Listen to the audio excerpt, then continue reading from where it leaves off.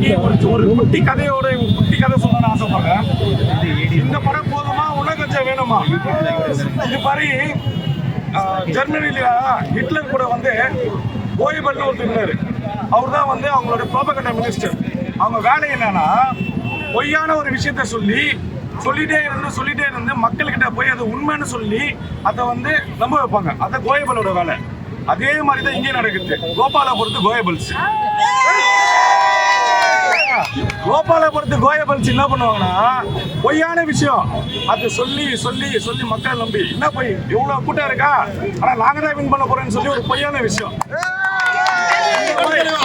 இந்த மாதிரி விஷயத்தை பரப்புறவங்க பேர் கோயபல்.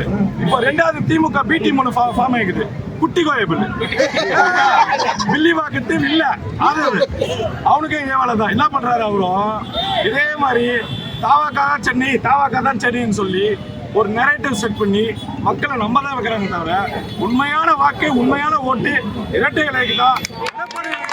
கோட்டையா இருக்கக்கூடிய சென்னையில நீங்க உங்களுக்கு வாய்ப்பு கொடுத்திருக்காங்க. இங்க உங்களுக்கு எக்மோர்ல எப்படி இருக்கு?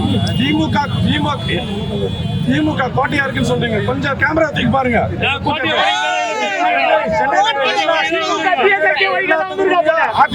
அதிமுக கூட்டணி திமுக அறிவிச்சிருக்கக்கூடிய